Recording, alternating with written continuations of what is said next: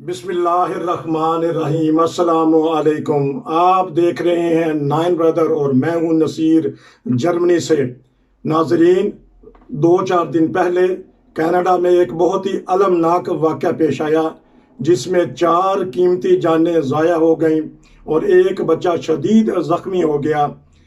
गो के जो कनाडा के वज़ीर आज़म हैं, उन्होंने आके ताज़ियत की और वो उस जगह गए जहाँ पे ये हादसा पेश आया था। इस सिलसिले में हम मज़ीद बात करने के लिए चलते हैं कनाडा। वहाँ हैं डॉक्टर शेख शरीफ अहमद साहिब, जिनके प्रोग्राम आप अक्सर देखते हैं और पसंद करते हैं। उनसे इस सिलसिला में बात करते हैं और पूछते हैं कि इस वक्त वहाँ जो रहने वाले पाकिस्तानी और दीगर ममालिक के मुसलमान हैं या कनाडा के लोग हैं, आपस में इनका रवैया कैसा है। जी बताइएगा शेख साहिब। अस्सलाम वालेकुम वरहमतुल्लाहि वबरकातुहू। वालेकुम सलाम वरहमतुल्लाहि वबरकातुहू। यहाँ पे अल्लाह के फजल से ये मल्टीनेशनल मुल्क है जी बहुत सी कौमें, बहुत से मुख्तलिफ मजहब के लोग यहाँ पे आबाद हैं जी और बड़े पुरअमन तरीके से रह रहे हैं। जी उसकी वजह ये है कि गवर्नमेंट का ताउन सबके साथ है। जी वो सब मज़ाहिब की सारी कौमों की इज्जत करते हैं। जी पार्लियामेंट में भी चूंकि अक्सर लोग उनके साथ ये दूसरी कौमों के लोग भी हैं, जी तो इस लिहाज से जो ज़ाहरी पोजीशन है वो बहुत ही बेहतर है। जी आपस में वो तासुब नहीं है। जी लोग आपस में अच्छे तरीके से रह रहे हैं। जी कोई इस वक्त भी कोई इस तरह का कोई फितना नहीं उठ सका जी जिसकी वजह वो यहाँ के वजीर आजम जस्टिस ट्रूडो ने फौरी तौर पे जो बयान दिया कि हम मुसलमानों के साथ खड़े हैं, हम उस बच्चे के साथ खड़े हैं, जी हम उसकी केयर करेंगे। जी ये बहुत ही घिनौना वाक़या हुआ है और मैं उससे काम गया हूँ। मैंने इस तरह से इजहार किया और मुसलमानों की दिलदारी की, जी तो इस लिहाज से उनको कोई ऐसी शिकायत पैदा नहीं हुई। लेकिन अभी वो चूंकि वो इलाका लंदन का आबाद हो रहा है जी और नए वहाँ पे प्रोजेक्ट लग रहे हैं, लोग उस तरफ रिहायश पजीर हो रहे हैं, जी तो मुसलमान भी काफी तादाद में वहाँ पे है, लेकिन उन गोरों की तादाद से कम है। जी तो बाज़ जगहों पे इस किस्म की तासुब पैदा करके, ये एक मसनूई किस्म का तासुब पैदा करके, किसी ने वो लड़का छोटी उम्र का ही है जिसने ये दहशतगर्दी की है, ये हमला किया है, जी तो उसको कुछ पंप करके कुछ उसको ज्यादा जोश दिला के ये काम करवाया है। जी तो अभी बातें खुल रही है, पुलिस की तहवील में है वो लड़का, जी और अभी रिएक्शन कोई मुसलमानों की तरफ से भी अभी कोई ऐसा ज़ाहिर नहीं हुआ कि, लेकिन ये है कि अमूमी तौर पे लोग इस बात के बड़े इससे बड़े कि ये यहाँ पे कनाडा में भी ऐसा वाकया हो रहा है, वो बड़ा ताज्जुब की बात है। क्योंकि कुछ चंद साल पहले एक ऐसा वाकया हुआ था जो उसको भी पकड़ लिया गया था, उसके घर के समेत, वो भी अभी जेल में ही है। तो वो मतलब ये फिर इस तरह का वाकया हुआ अचानक, तो ये मतलब कि ऐसा नहीं नजर आ रहा कि कोई इसका कोई कौमी लिहाज से कोई महाज बना हो, बल्कि मुसलमान इस लिहाज से मुतमईन है क्योंकि गवर्नमेंट ने एक पॉजिटिव बिहेवियर शो किया है और बड़ी हमदर्दी का इजहार किया है, और ये नहीं कि अल्फाज में बल्कि कर भी रहे हैं, उसका बच्चे का इलाज मुआवजा भी हो रहा है। और लोगों के दिलों में बहुत हमदर्दी है। जी बहुत से लोग तैयार बैठे कि कोई डोनेशन का ऐलान हो तो हम उसमें डोनेशन दें। कुछ लोगों ने दिया भी है। जी गवर्नमेंट भी शायद सपोर्ट करे, लेकिन अभी कोई उसके किसी अजीज वगैरह का पता नहीं चल रहा। तो वो अब कोई अगर सामने आए तो फिर अंदरूनी हालात का पता चलेगा। एक इंटरव्यू में एक हमसाये ने बताया था कि अच्छे लोग थे ये। वो जो शहीद होने वाला है वो भी अच्छा दयानतदार बंदा था, फिजियोथेरेपिस्ट था। तो बड़ा अच्छा मिलनसार था। और बाकी फैमिली भी इसके बारे में अच्छी रिपोर्ट है। और ये लोग भी वहां जाके आबाद हुए। कनाडा में तो काफी अरसे से है, 15-20 साल से। लेकिन उस इलाके में ये जाके आबाद हुए तो ये इस तरह का मिसहैप हुआ।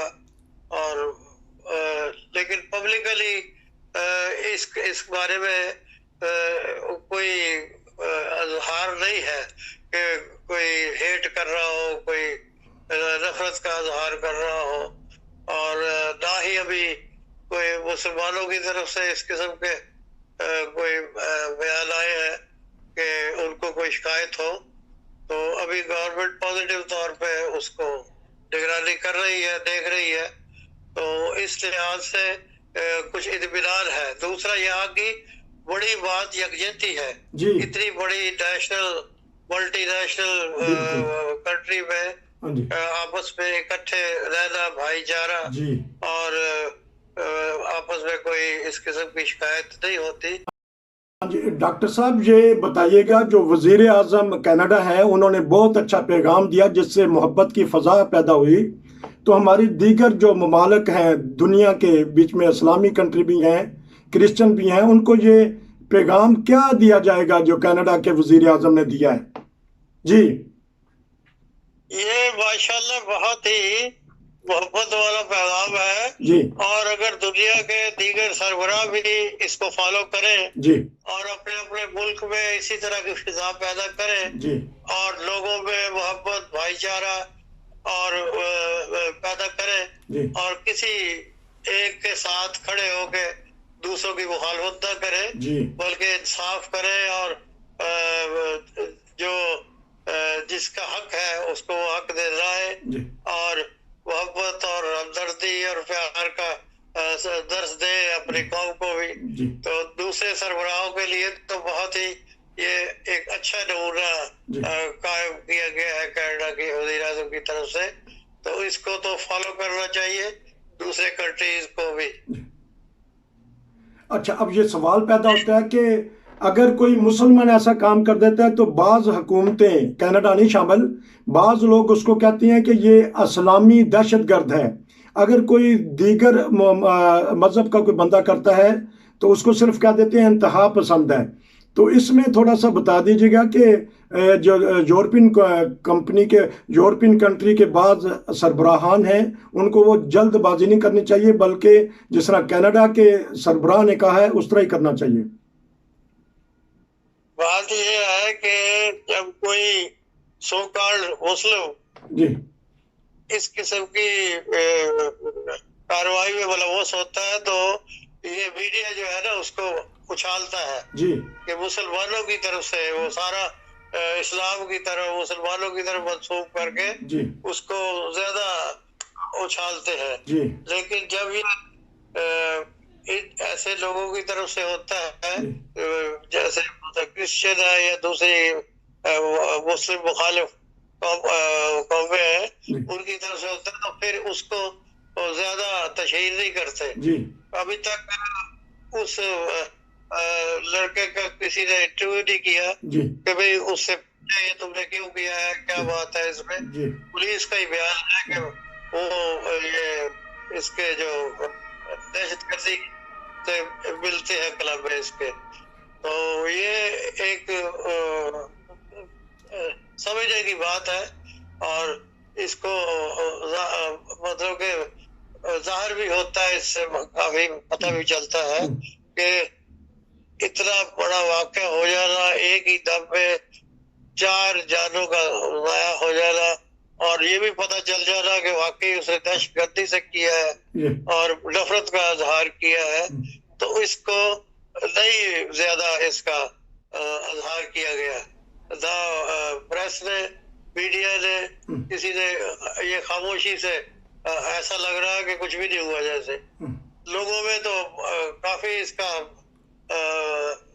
असर है और आपस में भी इजहार भी करते हैं, लेकिन मीडिया पे इसका अभी कोई इतना चर्चा नहीं है जी। तो इस लिहाज से बाकी भी